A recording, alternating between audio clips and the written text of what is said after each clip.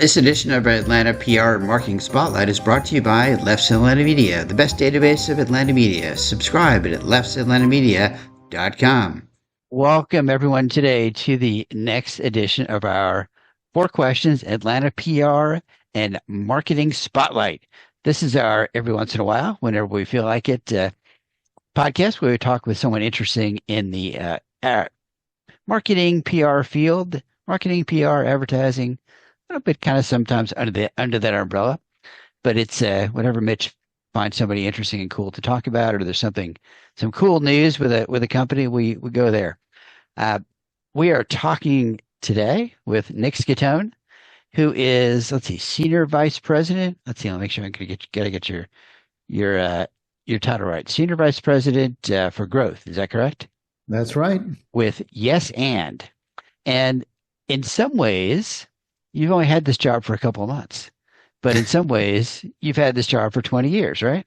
That is right. I've been playing that role for well over now 2 decades. Yeah. So I'll let you explain it. So because that's kind of a funny cryptic way to say how long has he been doing this job? So walk us through that. So you've had another job for 20 years, and now you've got a new job, but it's kind of the same job, but it's a different job. Yeah. For over 20 years, I've been business development, really what it is all about. It's how do you introduce an agency to brands? How do you show up with the right stories, the right casting, the right relevance to show that you get people's business and that you sincerely want to do good work together? And so I'm really just connecting dots. How do you connect the dots around the storytelling, the people that we have, the resources that we have, and how does it connect to their dots to say how we can help you grow your business? So for 20 years, you've been working with a company called Hot House, right? Yep. And Hot House is now Yes and. So tell us about kind of how did that happen? What does that mean? Yeah, the industry has changed a lot. When I first started, everything was very creative led, and so if you watched Mad Men, you can see, you got Don Draper with a cigar and bourbon, just talking about ideas, and it would win the day. But the industry has changed a lot since then. It's all about performance now, and there's a lot of marketers out there that have anxiety about putting marketing out there without it performing. And so as the agency evolved at Hot House, we still were at the core a creative shop, but we realized that today what brands want is performance. And so were we going to build out the resources around that? That includes media, analytics, deep research and strategy, or do we allow ourselves to be acquired and join another group? And so we put ourselves out there, and as a result, Yes and knocked on our door. Great people who've been around. The agency's been around for 39 years, and they've built a really good business. And we love the core capabilities that we have, and it was complementary to what we were looking for. So we did the deal, and 90 days in, we're pretty happy about it so far. So how would you describe the kinds of services that at the let's say the overall company, what was Hot House, and what is now Hot House is just Yes and. How would you describe the services that you offer? Yeah, for sure. So Hot House was mainly just a creative shop, but Yes and is an integrated creative agency. So what that allows us to do is to really expand what does it mean when we're creating a campaign? So instead of just offering creative services, we're now offering brand strategy, creative video, media, events, PR, and communications. It all kind of comes together. So we're showing them the full funnel, right? The consumer journey that you hear about, how it all comes together when we touch every single point of that journey. What are some, and not to put words in your mouth, but what are some of your cool clients that you're really proud of? And you and I have known each other a long time, and you've told me about some of your clients, but what are some of the clients that you've worked with over the years and that you're working with now? Yeah, when I mentioned that the industry has changed, in the past, brands would sign a 3, 5 year deal, and that no longer exists. And so brands are literally putting you on a roster if they feel like you're good enough.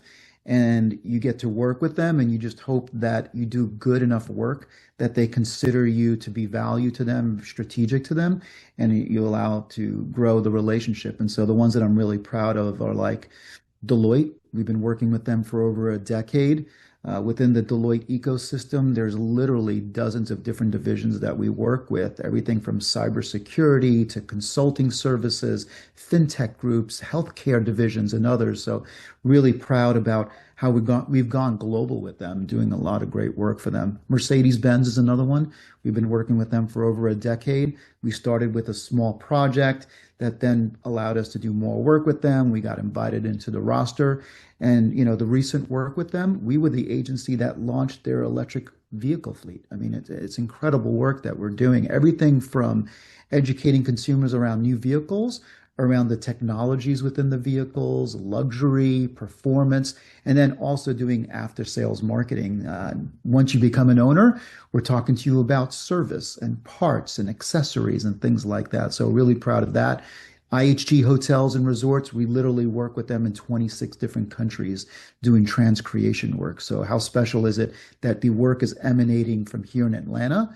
And then we're doing that transcreation work that's going to places like Dubai, Paris, London, and all these other great markets. So many other brands that we're working with that we're really proud of, but those are the ones that really stand out to me. So that's a term. Transcreation is a term I'm not necessarily familiar with. Can you talk? What is transcreation? Yeah. So instead of saying translation, translation is word for word. You write a sentence, and then what's the translation of that? Transcreation is how is it relevant to the market? So you can't just take verbiage here in the United States and just translate it for a market, let's say in Dubai. You got to say, how do we say this the right way in that market? So, and even imagery too, just don't take the same imagery. Maybe in the United States, imagery is approved here because it's more accessible here, more acceptable as well. But in a market like Dubai, it may not be. So what kind of imagery do we have to show that's reflective of their culture, what's important to them, what really matters? Here, it might be around properties. Over there, it might be around service. So how do we lean into those things? So transcreation is really understanding the translation in the right way culturally so that it really resonates in those markets. That's brilliant. It's funny. We always used to talk in marketing circles about the Chevy Nova. Which Yeah, the Chevy tried to sell the Nova in Spanish-speaking countries, and of course, Nova means no go in that's right. Spanish. So that hey, I want to buy a car that doesn't go. That sounds like a good idea. Uh, yeah, that's brilliant that you're actively thinking about that. Uh, even within the U.S., and you're going to have markets and demographics where you have to make that distinction. But to be able to be thinking about that culturally for worldwide brands is brilliant. I love that. Uh, so you mentioned Mad Men earlier. So what do people think you do versus what you really do? You see these memes on Facebook for PR people. It's like, people think, oh, you're at parties all the time with celebrities on the red carpet, and it's like, no, it's really not how most of my day goes. What do people think Nick's job is like versus what is Nick's job really like? Well, I really wish it was about the red carpet events because that's why I got into the industry. All right. So what people probably think we just do advertising, but really at the bottom of it all, it's about building businesses to drive growth. And for us, we have a saying that, do more than what you thought you could do. So, when people call us and say, I've got a budget of X to do video, that's tactical. What we're really trying to get to the bottom of is what are you trying to solve? And how can we stretch that budget to do more? And so that's where we really think about that full funnel, right? That integrated approach around, all right, let's talk about that strategy again. We're not just doing a video for you. What are we really doing here? Oh, it's about connecting with this audience. All right, what should the creative be? What is the platform around that? Then, of course, yes, let's create video and let's make sure it works for the right channels. So, what we're really doing is just being able to grow the brand business because if their business is growing, then that allows us to do more work with them. And I think the relationships that I mentioned to you a minute ago is emblematic of that, that if it wasn't working, then we wouldn't be working with them. What's something that worked well 20 years ago, but it's just kind of a no-go now? Either a tactic or an overall strategy brands used to say, "Oh, hey, let's do for us, it was always, hey, let's do big press conferences." And, you know, that's not really as much of a thing anymore unless you're Apple or something like that, right? Yeah. Yeah.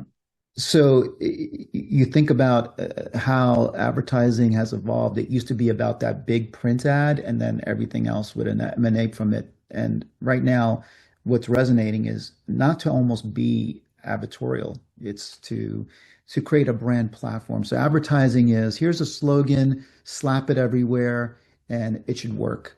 But now when we think about brand platform, what does the brand stand for? How do you emanate that throughout all the different touch points? How do you show up authentically? Sometimes it is delivered through advertising. Sometimes it's delivered through an influencer. It's not just like a marketing stunt, but it really shows up in the right way. And so there are brands that have learned a lot of lessons. I think Nike's a good example of that. They were the original OGs that were connecting with athletes and showing up authentically and generating a lot of attention. And then when they became more performance oriented, they got hit hard. And so now they're going back to that authenticity of how do we show up the right way with athletes, with people that have ambitions to really push themselves. That's how brands have to speak today. It's not about the advertising campaign, it's about the brand platform.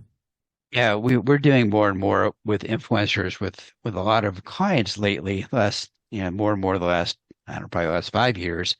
But yeah, I feel like it's taken some of our clients a while to, shall we say, really understand how to utilize influencers best. How do you measure results? I mean, we've had clients who they said, "Oh, it's great. You working with this influencer that has 20,000, 50,000 followers." And like, well, yeah, that's great, but that's not the best metric. The metric is what are the results you're getting? If you're spending $5,000 with this influencer, are you getting $20,000 in return in terms of sales or client leads or something from those influencers? And it's a maybe it's a demographic thing or an age. I don't know what it is exactly, but some clients don't get that. Like, oh, we're just going to measure it this way. We're going to Yeah, measure it by how many people, how many eyeballs they say they have. And we, as it sounds like you do too. We work hard to say, that's okay to a point, but if you really want to measure the effectiveness of this influencer campaign, you need to create, unique links that go back to so that we, if they share their links, how many people are actually purchasing based on this influencer, how many people interact with it, what they're sharing is, how much content they're putting out there. Um, I mean, what do you has and the influencer demographics and the influencer dynamics seem to change also as the platforms change, as the platforms change how they are, how people are finding and measuring uh, influencers too. Are you seeing that too as you work with influencers? yeah, for sure. I mean, the industry is shifting that you wanted to work with influencers that had a really big fan base, and now it's shifting into people of influence. So who are the right people to speak about our brand in the way that they authentically want to talk about it? And then from an expectations perspective, that should be clear. Are they helping with brand building or are they really helping to sell items? And so just recently we launched a campaign for Pirelli, and it was to launch this new all-terrain tire. And they wanted us to not only put together a beautiful hero video that pushes the tires in really cool ways and make an advertising spot out of it, but they wanted people of influence who really love to be in these rugged areas and push these tires too. So the story that we created for it with the influencers are push these tires authentically the way you want to do it, the way you speak to your people, because the way you show up is very authentic. Are they able to sell tires directly through the channel? No. You have to still go to a place to buy those tires. But in the minds of the buyer, to see how these people of influence are pushing these tires, it says to them that these tires are real and it works and it keeps them top of mind. So the next time I need to change out my tires, I'm going to be thinking about Pirelli. So it really comes down to, again, brand platform and expectations. For us in that campaign, it's not about buy today. It's when you need to change your tires, think about Pirelli and go to the store and ask about Pirelli. So again, it's about managing expectations. Well, and there's, every product or service has its own sales cycle, right? I mean, we've worked with consulting firms that, sell accounting or consulting services, and companies don't make that decision every 6 months. They make a decision every couple of years, and then they stick with that for a couple of years. So the sales cycle could be 2 or 3 years, but then when you get that client, it's a huge client, and it's going to be a client for years. So there's yes, there's the brand building, there's the as they say in marketing, touching them multiple times, so that when it comes time to make that decision, they know it. But there's also that understanding that it's not necessarily the quantity of people you're touching, it's the quality of people you're touching.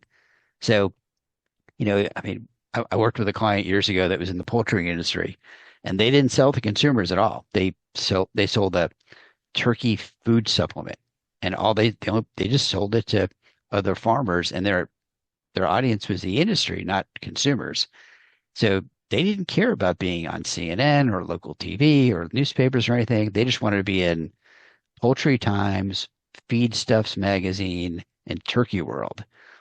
Those are the magazines that mattered to them. And my office one day was cluttered with these poultry magazines. My boss walked by. He's like, "What are you doing?" It's like, "It's a client.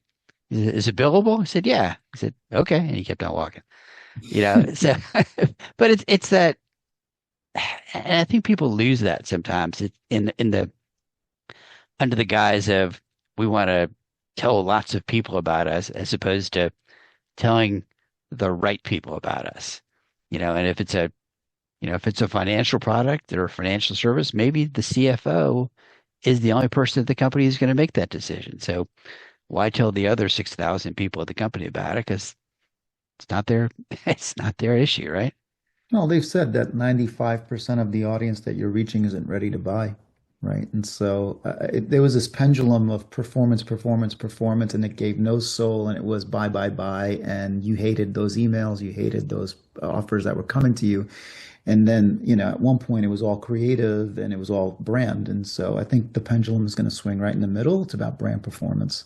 How do you make sure you tell the right stories and manage expectations that, again, if the audience isn't ready to buy, they will be buying you because you're just staying top of mind with them the right way. And so Well, and I right, think and that's that's the it future. exactly, and we always tell clients that that's such a huge piece of it is, your clients, your prospects might be 6 months away from buying from you, but if you've seen them at a trade show, you've done a byline article, you've done advertising, you've done video, you've done social media, you've done influencer campaigns, then when they get to that point and say, I really need a new agency for this, or I really need accounting firms, and hey, I've been seeing these guys ping, ping, drip, drip, drip, like that, and either yeah, these guys look really good, or maybe I need to take a look at these guys or include them in the process or give them a chance to present. It gets you in the door a little bit, right? I agree. I think, Yeah. when we, as agencies, we have to continue to educate brands about when you're doing these campaigns, how do you leverage them beyond the strategy that you're thinking about? Could you use it for investor relations, right? That you're putting your brand out there, it's speaking a certain way, it's going to connect with an audience a certain way. Now your stock could go up because you're getting more investors on board. Right. You're reaching out to your partners and saying, look, we're putting this really cool campaign out there to really connect with our audiences. These are people that shop at your places. Get on board with us. Now you have partners on board. Yes, then you reach out to consumers and then you reach out on the retention side. So if you're doing all the right things, maybe this specific part isn't drawing the sales of today, but you just got new investors, you got new partners, you're helping out on the retention side. This is where the integrated approach really flexes. And that's how an agency of today is going to have to survive working with brands, is just to educate them that it's not just about this one shot deal. It's about how it really emanates throughout the ecosystem of an organization. Well, and companies, as the job market tightens, if unemployment's at 3.5%, that means there's not as many people out there. So you've got to you got to figure out how do you find people? How do you keep people? How do you incent people? How do you make people want to work for you? Uh, and there's pieces for that. So I know you've been involved with the Atlanta chapter of the American Marketing Association for a long time. Uh, what would you say to young people if they're interested or thinking about a career in marketing or creative services? What's some advice you would give them? Yeah. Even though I've been in the industry for decades, I don't know all the things. And in order for you to stay top of mind about all the current things, you need to be part of communities. And this is where you get to learn from other people and really learn about what's going on in the industry, what's happening in terms of what's next. So, in terms of what young people should be thinking about is curiosity, that learning never stops, and that even though you got your degree and you found your footing, the world is constantly changing. And so always be curious about all the new technologies that are coming out, going online, and just play with it, figure it out, see what it's all about, and stay curious. The second piece, the AMA piece, is really important, is around connecting the dots. In today's environment, you don't build things on your own. Even when you work at a company, you're probably still partnering with others outside of your company. So learning from experts, people that are dabbling in these new technologies, how can we work together? How can we collaborate? That's really important. So again, I lean into curiosity, that it never stops, that you continue to learn and grow with the industry, and then connecting the dots. How do you make these things work together? And how do you play a role? What talent do you bring that you can also inject your specialty into it to make it work and make it special? So, looking at the brands you work with and the companies you work with and the kinds of things you do, what's the hardest thing about your job? Uh, there's probably several hard things about your job, but what are some of the more challenging things about your role in the company? Politics. I'm literally the politician on both the brand side and also on the agency side, and I'll explain why. Everyone on the brand side has anxiety about, why should I hire you? Is there somebody better out there? What if I give you money and it doesn't work, right? So getting people aligned on the brand side is so critical. Explaining that you have the right stories, the right resources, the right proof points is so critical. And so you mentioned the CFO and others. It's not just the marketing people you got to convince. You got to convince operational people, product people, sales people, CFO, that this is a worthy pursuit. On the agency side, it's convincing them that they need to focus on the work in a way that builds value. How do you unlock new value? How do I convince them that this is worthy of the pursuit, that there's more there? Because sometimes a brand will start you on a small project. Is it going to go anywhere else after that? We don't know. And so rallying the troops here to say, let me give you reasons to believe. So that takes basically a politician to do that. That let me convince you that I found all the right things about this brand for us to really push ourselves to do this kind of work. And then, like the relationships that I mentioned to you, that's now been 10 years and more, those are proof points that I did all the right things to get both sides to the table, to find a way forward and then build better in the future.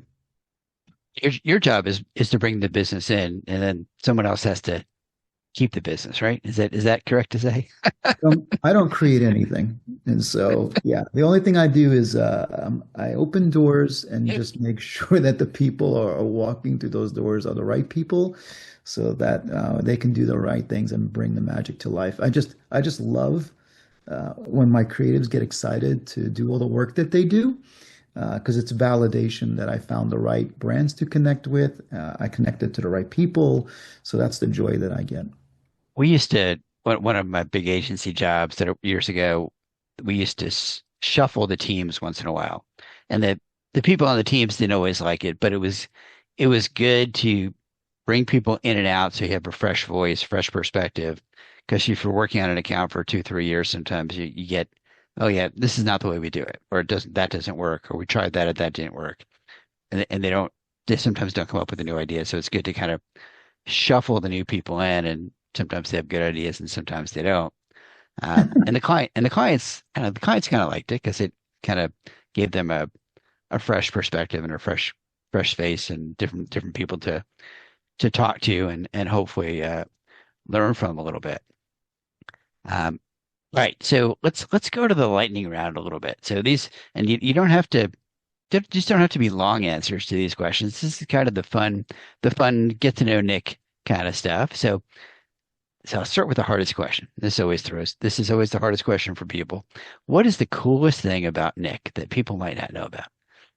I love to sing and whistle every chance that I get, to the dismay of my wife and my boys, and I'm sure other people around me. I love every genre of music from rock to country to hip hop, pop, and others. And so as soon as I hear something that's a catchy tune, I start humming it, I start singing it, I start whistling it. I think that's cool. Why are you not in a band? Why are you not the lead singer in a band somewhere?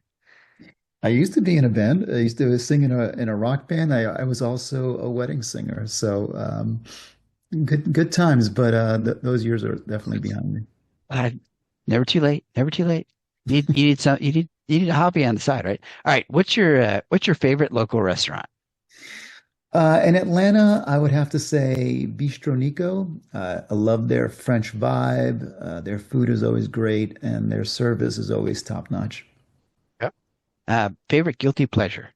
I've got two, uh, coffee and dark chocolate. I can't miss a day without it. I think I will go into remission if I don't have both in a single day. So, coffee Are and they dark chocolate together. are Yeah. they I was gonna say both together? Coffee in one hand, chocolate in the other hand? Sometimes in the afternoon, I'll have a cup of coffee and a little piece of dark chocolate. So, yeah, sometimes it All does right. go together. So I know you travel a little bit. Where in the world is your favorite chocolate? Oh my God, my favorite chocolate around the world? I can't think of. I mean, France has got some really good dark chocolate. Yeah, I mean, when you have Oh, the croissants with their chocolate yeah. and their decadent desserts, it's Yeah. pretty All special. right. I put you on the spot with that one. All right. Favorite local getaway. What's a good place to get away from the noise a little bit? Sandy and I like to do Buckhead. There are just so Yep. many great restaurants, art galleries, shops. We spend a lot of times walking around and just enjoying it all. It just has a good vibe that I like. All right. Favorite non-work hobby. Man, I'm all about personal development. So I listen to a lot of podcasts. I read nonfiction books. I like exercising, taking walks. I like to self-reflect and make sure I'm aware of all the moments in my life that may never happen again. So I'm That's trying to good. slow it down, Mitch. I don't know if it's working, but I'm trying to enjoy ways to smell the roses. That is a good philosophy to have at whatever age. But sometimes when you get a couple years older, you appreciate things a little bit more, right? Yep. Oh, I forgot to ask this earlier. Is there a client or project that really stands out over the last 20, 25 years? You thought, man, I loved that project. That was so fun, so cool. Whether it was, a big client or a small client. What stands out in your mind? Yeah, I mean, I've been very, very fortunate to work with many, many cool brands doing a lot of great campaigns. But one of them that stood out for me was my team giving me a challenge to see if I could win work with HBO to promote Game of Thrones. And you can imagine we're in Atlanta, they're in New York City. I find myself getting a meeting, pitching, being very passionate about how we would be great marketers to market the show. And we get the green light to say, let's see what we can do together. So for several seasons, we were the agency promoting HBO's Game of Thrones. And what was great about that is you actually get insights about what would be happening on the show before it was actually released to the public. So I knew who was going to be dying and when the dragons were going to be doing their things. And I thought that was really, really cool. That's when I really said to myself, man, what a great job that I have, that I get to promote these things that are obviously touching so many people. People love the show like that. And so creating social gamification experiences around Game of Thrones and watching so many people interact with our work was just truly special because it wasn't just advertising. It wasn't just tune in. It was experience the brand with us. And we were given that permission to create those social experiences. And I thought that was very, very cool. It's funny, for some reason we didn't watch the show when it was airing initially. We came back like, I don't know, 5 or 10 years later, and then just watched the whole thing. And I don't remember why. I don't know if we didn't have HBO at the time or had other things we were doing or what. But we're kind of like, I guess, and it's like, okay, we should have watched this the first time because we were watching all this, and because everybody was talking about it when it was airing, and then later when we were watching it, we're like telling people, "Oh man, this is so cool!" And like, where have you been the last 10 years? What do you mean you just watched this now? This was like Yeah. one of those popular shows ever, and you're watching it 10 years later. Like, yeah, we got to it, we got Yeah. to it Well, the fact that we eventually. were a part of it while it was popping in culture, right? Like there was that water cooler talk the next day. Right, right. Believe to be a part of that was just very, very, very cool. I liked it. Yeah, I mean there aren't too many shows that kind of, as they say, get into the zeitgeist of culture that are, here's what everybody's talking about the next morning. And I don't know that there's a show like that on now uh, that people are talking about. I can't think of one off the top of my head. Anything else you want to talk about, either about the company or about volunteer work or anything else that you're doing that we haven't really talked about? And we've kind of covered a lot. Yeah, I mean, I think we covered a lot. I think more, if you're going to be in the advertising marketing space, I think you just have to have a joy of how do I connect with audiences? And I think if you're that kind of person that says I can build something that's going to connect with humans in a very creative way, it's a great place to be. And so I've been very, very fortunate for doing it as long as I have. And I hope that the journey will continue with Yes and more because what creatives do are very, very special people. They show the humanity of what brands really mean. It's not just a business just looking for profit. Yes, of course they're doing those things, but it's about putting great products out there that have great uses. And I don't know, just to be a part of those journeys are always special to me. Yeah. So if folks want to find out more about Yes and, they can go to www.yesandagency.com. So it's YESAND agency.com spelled out. I guess you can't use an ampersand in a URL for some reason. Oh I, well. yeah, I don't know. I don't know if they looked into that, but I don't think you can. See. Yeah.